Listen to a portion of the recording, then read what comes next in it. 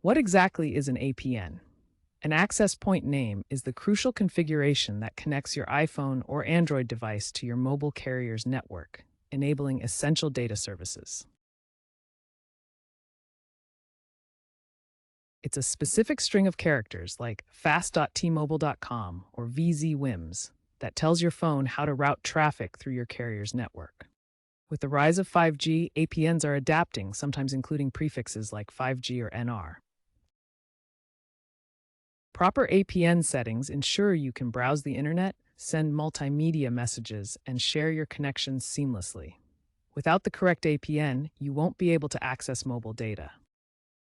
While carriers are increasingly automating APN settings, manual configuration is still sometimes needed, especially on unlocked devices. On iPhones, APN settings are typically updated automatically via carrier profiles, managed within the cellular settings. Navigate to Settings, then tap Cellular to access your data options. In Cellular Data Options, you'll see the APN settings for data and hotspot.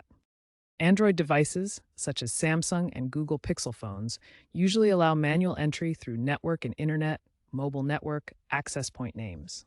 Go to Settings, then Network and Internet to access mobile networks. Select Mobile Networks, then Access Point Names to edit settings. Here you can manually enter or edit APN parameters like name, proxy, and authentication.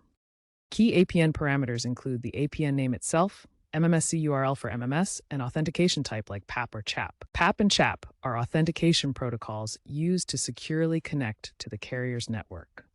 If you're experiencing connectivity issues, double-checking your APN settings against your carrier's recommended configuration is a crucial troubleshooting step. Remember to confirm if the new APN configuration will affect speed or latency. Proper APN configuration ensures your device connects efficiently to the carrier's network infrastructure.